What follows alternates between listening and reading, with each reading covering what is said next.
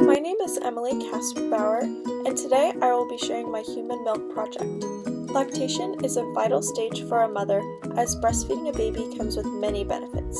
I will first discuss the anatomy of a breast and how lactation works. A woman's breast starts to get ready to make milk when she becomes pregnant. Breast changes are caused by four main hormones. These hormones cause the ducts and alveoli to grow and increase in size. The physiology of breastfeeding includes an important balance of hormones. There are four hormones that help your breast make milk: estrogen, progesterone, prolactin, and oxytocin. Your body naturally adjusts the level of these hormones to help your breast make milk. Estrogen and progesterone prepare your breast to make milk. These hormones are released by the placenta during pregnancy. They have two major roles. They increase the size and number of milk ducts in your breast. They also keep your body from making large amounts of breast milk until after your baby is born. Once your baby is born, the placenta is delivered, and estrogen and progesterone decrease. This decrease is what signals your body that it is time to make milk. Prolactin helps your breast make milk. After the birth of your baby, prolactin levels increase. Every time you breastfeed or pump, your body releases prolactin. With each release, your body makes and stores more milk in the alveoli. If the level of this hormone gets too low, your milk supply will decrease. This is why it is important to breastfeed or pump right after delivery and continue on a regular schedule. Oxytocin releases milk from your breast. When your baby begins to suck and draw your nipple into his or her mouth, this hormone is released. This release causes milk to be squeezed out of the alveoli, into the ducts, and out of your nipple, into your baby's mouth. This process is called the letdown reflex. Though often confused, lactation and breastfeeding do not mean the same thing. Lactation is the automatic, physiological process of the secretion of milk by the mammary glands, while breastfeeding is the learned action of feeding a baby with milk from the breast. In pregnancy, the breast may start to produce milk weeks or months before you are due to have your baby. Lactation occurs in a three-step process, starting late in the third trimester with lactogenesis 1. Lactogenesis is the term meaning the initiation of lactation. It is the process of functional development of mammary tissue as it undergoes changing from a non-lactating to a lactating state. Lactogenesis 1 occurs late in the third trimester and continues until birth. During this time, the mother's breasts may begin to feel swollen. This is a sign that the alveoli have started to produce colostrum. Colostrum is often called the baby superfood, as it is the perfect food for a newborn baby. Colostrum contains antibodies to protect the newborn against disease. Newborns have very immature and small digestive systems, and colostrum delivers its nutrients in a very concentrated, low-volume form. Colostrum provides carbohydrates, protein, electrolytes, and magnesium.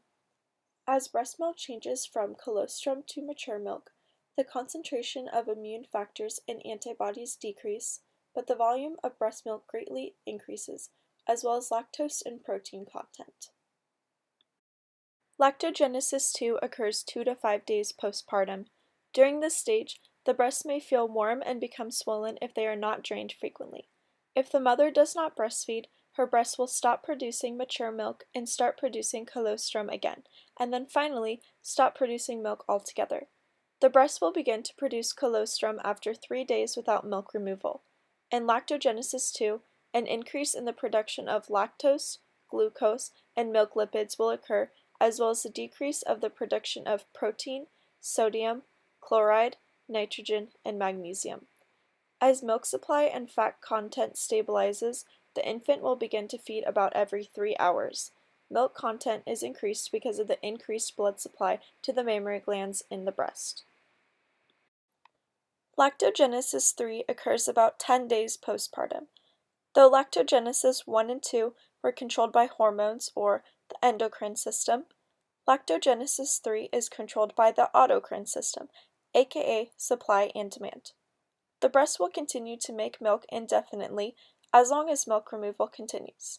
At this point, the baby will feed at the consistency fed at this stage for about the first year of its life. If the mother was feeling discomfort in her breasts, she may begin to feel that uncomfortable full feeling less between feedings. Milk will look more watery and white compared to the thick yellowy milk that was more present in the first two stages. What is in human milk? One of the best benefits of breastfeeding has to do with all the nutrients that breast milk contains. As the baby's first food, you'd expect breast milk to be packed with nutrients, which it is, but it also contains specific factors that your baby can only get from breastfeeding. Let's see what's in breast milk. Water. Breast milk will satisfy the necessary fluid intake for the infant.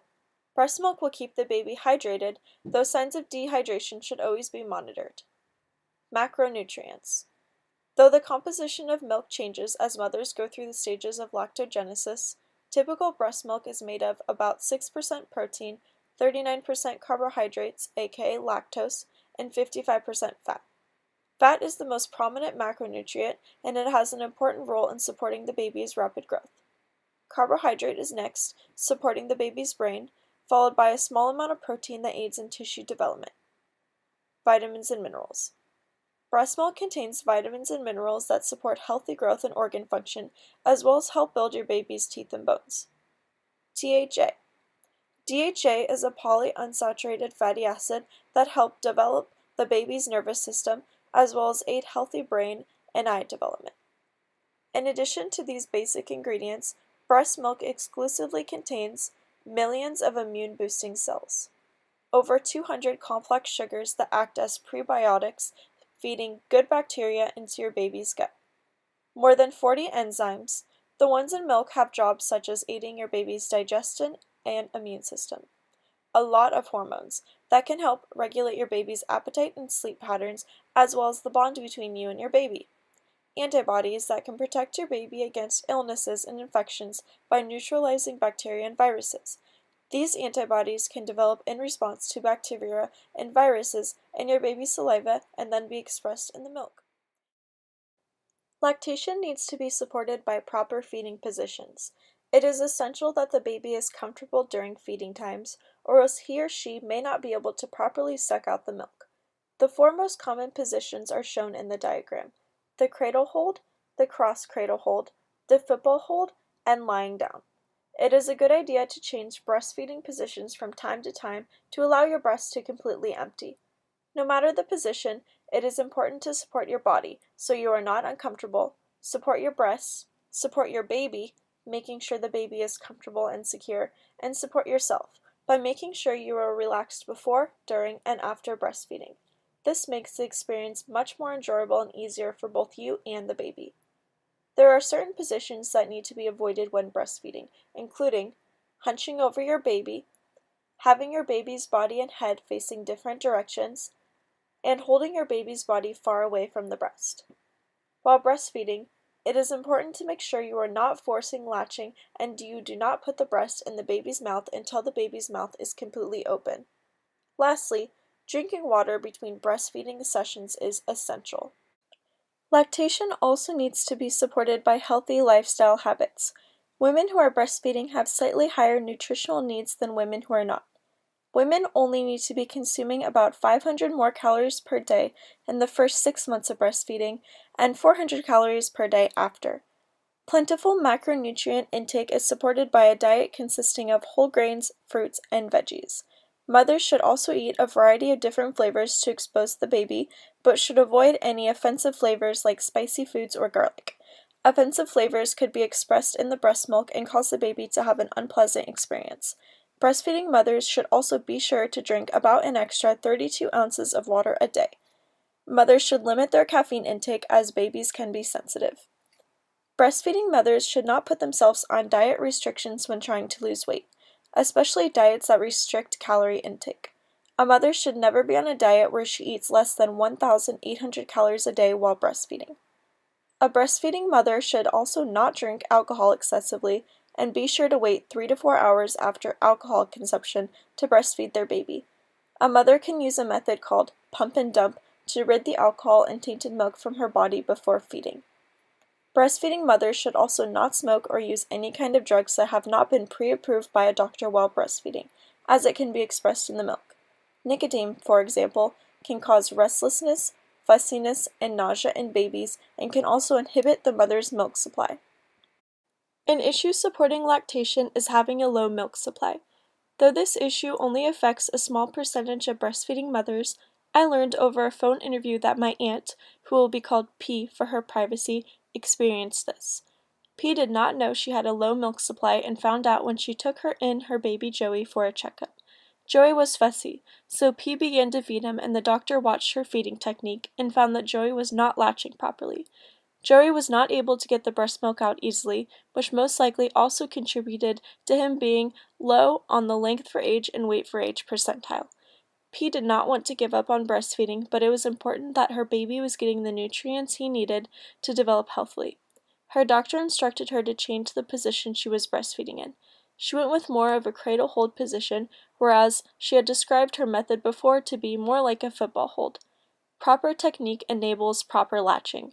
In addition, the doctor recommended her to start pumping her breast to let out an ample amount of milk. The removal of breast milk from the breast is what tells your body to make more milk, and her breasts at the time were not used to having a lot of milk removed, and therefore she was making a low amount of milk. Having a low supply of breast milk can be caused by other reasons besides improper latching, as described by lactation expert Meredith Schur. Dr. Schur describes how a low milk supply can also be due to not breastfeeding often enough or not breastfeeding for a long enough period of time at each feeding. Each time you breastfeed, your baby should feed for approximately 15 minutes on a side before alternating breast. Just like P's issue, if your baby isn't feeding for a long enough time, you may develop a low milk supply because your body does not know it needs to make more milk. It is common that mothers worry about having a low milk supply when their baby is actually just going through a growth spurt. When babies go through a growth spurt, they have an increased appetite and it may seem like they are constantly hungry. Your baby will most likely want to nurse very often, and if you continue to do this, your body will realize that it needs to make more milk. Within a few days, your supply will go up and your baby will settle back down into a more normal feeding routine. Aside from a regular feeding schedule, increasing your breast milk supply can be done in a variety of ways. It is recommended to use a breast pump after or between feeds to stimulate the breast to make more milk. There are also certain medications and herbs that can be taken to boost your milk supply. Eating a healthy, well-balanced diet full of milk-producing foods such as whole grains and dark green vegetables can also help. Avoid taking medications to help with allergies or colds because that can also dry up your breast milk.